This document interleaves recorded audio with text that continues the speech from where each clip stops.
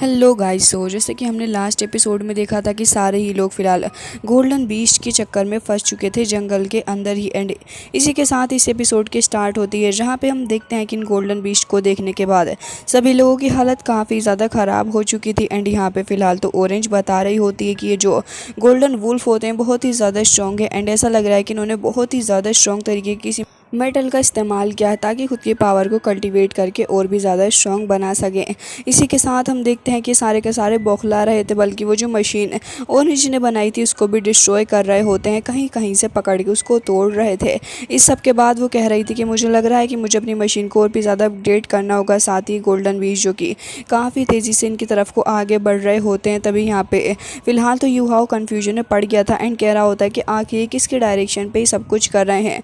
तभी ऑरेंज बताती है कि अगर ये गोल्डन बीस्ट यहाँ पे मौजूद है तो ज़रूर से इनके पीछे एक सिल्वर मून वुल्फ किंग होगा जो कि इनसे ये सब कुछ करवा रहा है, इनको ऑर्डर दे रहा है।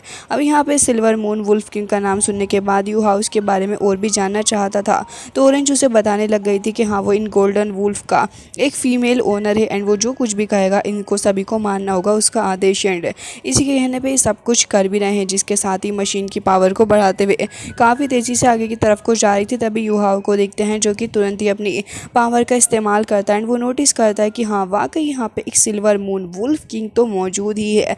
जिसके साथ ही वो कह रहा था कि सीनियर मुझे लग रहा है कि अब आपको किसी दूसरे डायरेक्शन में चले जाना चाहिए इन सारी बीच से बचने के लिए, क्योंकि मैं तो जा रहा हूँ इस वुल्फ किंग को मारने के लिए। जिसके साथ ही दोनों ही इसकी बातों को मजाक में ले रही थी एंड कह रही होती है कि ये वक्त काफ़ी ज़्यादा सीरियस है एंड मुझे लग रहा है कि तुम्हें इस तरीके के मजाक नहीं करने चाहिए यूहाओ।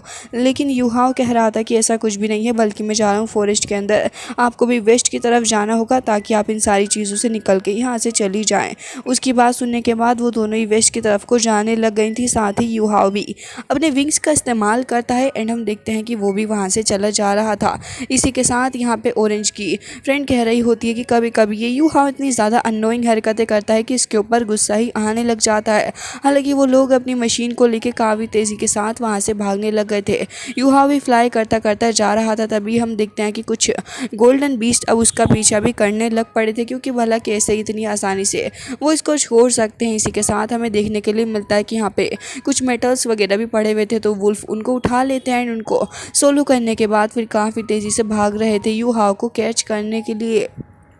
हालांकि यूहाओ भी काफ़ी स्पीड के साथ आगे बढ़ रहा था, लेकिन तभी वो नोटिस करता है कि ये तो काफ़ी तेज़ी के साथ उसके पीछे पीछे आ रहे हैं। इवन जहाँ जहाँ वो जा रहा है, बल्कि ये वुल्फ किंग इतने ज़्यादा शातिर थे कि खुद ही आगे से आगे डायरेक्शन में निकल जाते हैं और फिर यहाँ पर आके उसे सप्रेस करने की भी कोशिश कर रहे थे। बट फॉर्चुनेटली वो तुरंत ही अपने पास में रखी हुई गन को समन करता है जो कि बहुत ही ज़्यादा पावरफुल फायर को जनरेट कर सकती थी, और इसी का इस्तेमाल करते हुए यूहाओ उन सभी को मार रहा था।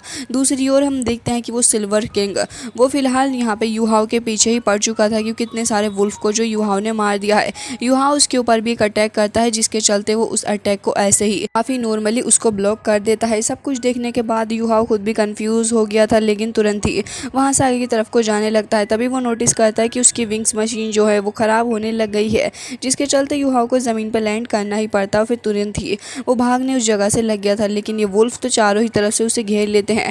लेकिन यूहाओ कह रहा था कि मैं कभी भी इनके हाथ तो नहीं आने वाला, जिसके चलते वो तुरंत ही थोड़ा हवा में उठ गया था और उसके बाद फिर तुरंत ही काफ़ी सारी अपनी पावर को जनरेट करते हुए इन लोगों के ऊपर अटैक करने की कोशिश कर रहा था।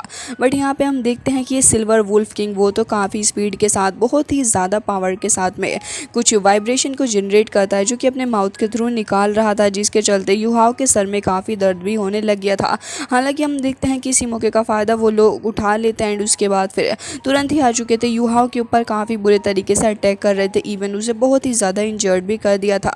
लेकिन यूहाओ तुरंत ही अपने पास में रखी हुई गन को समन कर लेता है और उसी का इस्तेमाल करते वो इन सभी के ऊपर अटैक भी करने लग गया था। लेकिन तभी हम देखते हैं कि चारों ही तरफ से फिलहाल उसे घेरने लग गए थे एंड बहुत ही बुरे तरीके से ग्रुप में इकट्ठा होकर उसके ऊपर अटैक कर रहे होते हैं। इसी के साथ यूहाओ अपने स्पिरिचुअल इंसेक्ट को समन कर लेता है एंड कह रहा था कि आखिर ये सब कुछ हो क्या रहा है। तभी हम देखते हैं कि वो उसे बताने लग गया था कि यूहाओ उसने तुम्हारा स्पिरिचुअल सी ब्लॉक कर दिया है, जिसके चलते तुम उसका इस्तेमाल नहीं कर पा रहे हो।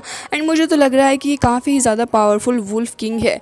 इसी के साथ यहाँ पे हम देखते हैं कि यूहाओ पूरी कोशिश कर रहा था, तभी यहाँ पे एंसिस्टर आके उसकी हेल्प कर रहे थे एंड कह रहे थे कि अगर इस सुपर पावरफुल एनिमी को मारना है तो एटलीस्ट अपनी सुपर पावरफुल टेक्निक का ही इस्तेमाल करना होगा एंड यूहाओ को अपनी रियल स्ट्रेंथ के साथ ही इसे पूरे तरीके से काबू करना आते होना चाहिए। तभी हम देखते हैं कि यूहाओ काफ़ी तेज़ी के साथ वहाँ से भाग रहा था एंड पूरी कोशिश कर रहा होता है इनके साथ में डील करने की, लेकिन ये मात्रा में भी तो इतने ज़्यादा थे कि आखिर यूहाओ कब तक इनसे डील कर पाता। साथ हम देखते हैं कि यूहाओ यहाँ पे पूरी कोशिश कर रहा होता है इस जगह से बाहर निकलने की, लेकिन तभी हम देखते हैं कि एक और वुल्फ किंग उसके सामने आ जाता है एंड काफ़ी स्ट्रॉन्ग अटैक उसके ऊपर करता है, जिसके चलते यूहाओ एक बार फिर से ज़मीन में गिर गया था एंड ये भूखे भेड़िए एक बार फिर से उसके ऊपर अटैक करने के लिए चारों ही तरफ से उसको घेर लेते हैं। यूहाओ को देखते हैं जो कि तुरंत ही ब्लड को साफ करता है एंड अपनी बॉडी के अंदर से काफ़ी सारी स्पिरिचुअल पावर को रिलीज़ करता है, जो कि एक इमेंस अमाउंट में रिलीज़ हो गई थी एंड आसपास काफ़ी सारे क्रिस्टल बैरियर्स बन चुके थे, जो कि कुछ देर के लिए तो यूहाओ को प्रोटेक्ट कर ही सकते थे। दूसरी ओर ऑरेंज को देखते हैं जो कि यहाँ पे फिक्र कर रही होती है यूहाओ के एंड कह रही थी कि यूहाओ को वापस आना ही होगा, जिसके साथ ही हम देखते हैं कि यहाँ पे सारे के सारे वुल्फ आगे बढ़ रहे होते हैं एंड यहाँ पे यूहाओ कह रहा था कि अब इनसे कैसे डील करनी होगी, क्योंकि इनको डिस्ट्रैक्ट करना भी बहुत ही ज़्यादा खतरनाक है। एक पल के अंदर ये मुझे पीसीज के अंदर कन्वर्ट कर सकते हैं। इसी के साथ हमें देखने के लिए मिलता है कि वो काफ़ी ही ज़्यादा चालाकी के साथ यूहाओ की तरफ आगे बढ़ रहे थे। तभी यूहाओ की नज़र उस सिल्वर वुल्फ किंग के ऊपर पड़ जाती है। तभी यूहाओ कह रहा था कि अगर मुझे इन सभी को मारना है तो फिर ऐसे काफ़ी वक्त लग जाएगा, मेरा निशाना एक ही होना चाहिए। जिसके बाद जैसे ही वुल्फ आगे बढ़ रहे थे तो फिर यूहाओ तुरंत ही काफ़ी सारी पावर को जनरेट करता है एंड हम देखते हैं कि वो अपनी डेस्टिनी सोल पावर का इस्तेमाल करता है एंड इसी स्किल का इस्तेमाल करते हुए वो अपनी सारी की सारी डिवाइन पावर का इस्तेमाल करते हुए तुरंत ही एक बहुत ही ज़्यादा स्ट्रॉन्ग अटैक कर देता है। हम देखते हैं कि यहाँ पे यूहाओ अपनी पूरी पावर का इस्तेमाल कर रहा था, इवन वो उसकी सोल का सबसे ज़्यादा स्ट्रॉन्ग अटैक था, जिसके चलते यहाँ पे हमें देखने के लिए मिलता है कि वो वुल्फ थोड़ी देर के लिए पीछे जाके गिर ही जाता है एंड यहाँ पे यूहाओ नोटिस करता है कि उसे ज़्यादा कुछ खास फर्क नहीं पड़ा है। हालांकि उसकी बॉडी शेक कर रही है, लेकिन इस बार तो वो पहले से भी ज़्यादा आक्रोश में आ चुका था एंड अब वो मेंटल स्ट्रेंथ का भी इस्तेमाल कर रहा होता है। तो यूहाओ कह रहा था कि आखिर कैसे इसने इस अटैक को भी रेसिस्ट कर लिया है, ये तो वाकई में काफ़ी ज़्यादा अनप्लेजेंट है। साथ ही हम देखते हैं कि यूहाओ एक बार फिर से उठ के खड़ा हो गया था। वो भला कहाँ ही इतनी जल्दी हार मान सकता था एंड हार मानने का ऑप्शन भी यूहाओ के पास नहीं था। तभी हम देखते हैं कि यहाँ पे वो बीस्ट इतना ज़्यादा हर्ट हो चुका था कि इस बार तो वो और भी ज़्यादा ज़ोर से चिल्लाता है। तो उसके साथ वाले बीस्ट अब चारों ही तरफ से यूहाओ को घेर लेते हैं, लेकिन तभी हम देखते हैं कि यूहाओ ने फाइनली जाके अपनी थर्ड सोल स्किल का इस्तेमाल करना स्टार्ट कर दिया था एंड हम देखते हैं कि यहाँ पे वो इन सारे के सारे लोगों के ऊपर अपनी इमेंस एनर्जी का इस्तेमाल करने वाला था। हम देखते हैं कि यहाँ पे काफ़ी सारी स्पिरिचुअल एनर्जी रिलीज़ होती है, जिसके चलते इन लोगों की स्पीड थोड़ी कम हो चुकी थी। यूहाओ इसी का फ़ायदा उठाता है, काफ़ी तेज़ी के साथ आगे की तरफ को निकल गया था, जिसके साथ ही हमें देखने के लिए मिलता है कि ये सारे के सारे उसे रोकने की पूरी कोशिश कर रहे थे। लेकिन यूहाओ का टारगेट यूहाओ ने पहले ही सोच लिया था कि उसे सिल्वर वुल्फ किंग के पास में पहुँचना है। वो काफ़ी ही सारी आइस को रिलीज़ करता है एंड उसी का सहारा लेते हुए यूहाओ ऑलमोस्ट उसके पास पहुँचने ही वाला था उसके ऊपर अटैक करने के लिए। बाकी सारे वुल्फ भी यूहाओ को ही देख रहे थे। तभी हम देखते हैं कि वो अपनी दोनों ही इंसेक्ट्स का सहारा लेते हुए अब यहाँ पे पावर का इस्तेमाल करते हुए बहुत ही बड़ा सा टोर्नेडो क्रिएट करता है एंड आसपास के जितने भी वुल्फ थे, इवन वो सिल्वर वुल्फ किंग वो भी वहाँ फ्रीज हो जाता है एंड इसी मोमेंट का फ़ायदा उठाते हुए यूहाओ अपनी असली पावर को रिलीज़ करता है उस वुल्फ किंग के ऊपर, जिसके साथ ही हमें देखने के लिए मिलता है कि वो वुल्फ किंग तो काफ़ी ज़्यादा दूर जाके गिरता है, साथ ही यूहाओ भी काफ़ी दूर जाके गिर गया था। इसी के साथ हम देखते हैं कि दूसरी ओर हमें दिखाया जाता है कि केके एंड ऑरेंज दोनों ही फिलहाल उसी जगह पे मौजूद होती हैं। दोनों सेफली उस फॉरेस्ट से बाहर तो आ चुकी थी, लेकिन दोनों की हालत काफ़ी ज़्यादा ख़राब थी। स्पेशली यूहाओ ने उन लोगों की काफ़ी ज़्यादा हेल्प की थी, जिसके चलते अब उन्होंने ये सोच लिया होता है कि यूहाओ जो कि हमें बचाने के लिए इतना सब कुछ कर रहा है एंड उसने हमें रास्ता भी बता दिया इस जगह से बाहर निकलने के लिए, तो हमें उसकी हेल्प ज़रूर से ही करनी चाहिए, नहीं तो ये एक अच्छी बात बिल्कुल भी नहीं होगी। अभी हम देखते हैं कि वो दोनों तुरंत ही उस मशीन को लेकर वहाँ से निकल चुकी थी यूहाओ को सेव करने के लिए, क्योंकि यूहाओ की जान बचाना काफ़ी इंपॉर्टेंट हो चुका था। दूसरी ओर यूहाओ जो कि कैसे तो करके खुद को संभाल रहा था, बेचारे ने इतनी सारी कोशिशें कर ली थी इसको मार के इसकी रिंग को हासिल करने के लिए एंड हम देखते हैं कि यहाँ पे वो वुल्फ किंग अभी भी फिलहाल एक बार फिर से आ गया था एंड उसने अपने टारगेट यानी कि यूहाओ के ऊपर अटैक करना स्टार्ट कर दिया था। वो ऑलमोस्ट यूहाओ की नेक को खाने वाला था। यूहाओ बेचारा अपने हाथों का इस्तेमाल करते हुए उसे रोक रहा था, लेकिन तभी उसकी नज़र साइड में पड़ती है जहाँ पे कुछ और गोल्डन बीस्ट भी उसके ऊपर अटैक अटैक करने के लिए आने वाले थे। युहाओ यहाँ पे नोटिस कर लेता है कि इसका हार्ट कहाँ मौजूद है, तो फिर उसके हार्ट के ऊपर ही स्टार्ट करता है अटैक करना, एंड वो भी अपने पास में रखे हुए एक काफ़ी ज़्यादा पावरफुल वेपन से। अब उस वुल्फ को इतना ज़्यादा दर्द हुआ था तो भला वो युहाओ को कैसे ही ऐसे छोड़ सकता था। उसने भी युहाओ की नेक के ऊपर एंड उसके हार्ट के ऊपर काफ़ी ज़्यादा बुरे तरीके से अटैक किया था। इवन हम देखते हैं कि युहाओ के हार्ट के पास तो उसका टूथ भी वहीं जाके रह गया होता है, मतलब कि यहाँ पे युहाओ की भी हालत एक्सट्रीमली सेम ही है फिलहाल तो। वेल हम देखते हैं कि यहाँ पे फिलहाल वो वुल्फ किंग उसे युहाओ ने मार दिया था क्योंकि उसके हार्ट के ऊपर एक काफ़ी ज़्यादा स्ट्रॉन्ग अटैक जो हुआ था, लेकिन वो खाई में जाके गिर जाता है। इसी के साथ वहाँ पे बाकी सारे वुल्फ किंग वो भी वहाँ पे युहाओ के ऊपर अटैक कर रहे थे। हालांकि इसी के साथ युहाओ के हार्ट के अंदर जब उस वुल्फ का टूथ होता है तो इसी की वजह से युहाओ कह रहा था कि बस अब मेरे पास में कोई स्ट्रेंथ नहीं बची है कि मैं रेसिस्ट करके फाइट कर सकूं। लेकिन तभी हम देखते हैं कि यहाँ पे लेवल 9 का एक डिफेंसिव सोल गाइड आ चुका था जो कि युहाओ को प्रोटेक्ट करने के लिए उस जगह पे आया होता है। युहाओ पूरी कोशिश कर रहा होता है कि इस मोमेंट पे एटलीस्ट कुछ देर तक तो इसे रेसिस्ट कर ही पाए, लेकिन तभी हम देखते हैं कि यहाँ पे इतनी सारी पावर आपस में कोलैप्स करती है कि युहाओ नीचे जाके गिर ही गया था, वो भी खाई के अंदर।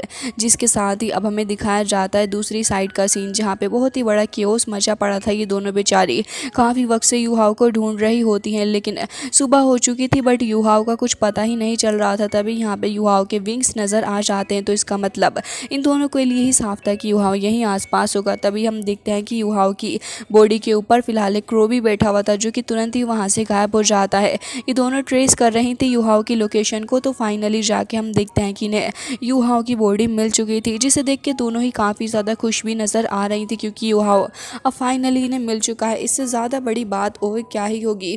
जिसके साथ ही हम ये भी देखते हैं कि यहाँ पे फाइनली जाके ये दोनों यही सोच रही होती हैं कि जल्द से जल्द युहाओ को बचाया जाए, एंड तुरंत ही युहाओ की बॉडी के पास में आ चुकी थी। लेकिन यहाँ पे युहाओ की हालत देखने के बाद ये दोनों ही सोच रही होती हैं कि युहाओ की हालत कितनी ज़्यादा ख़राब हो चुकी है।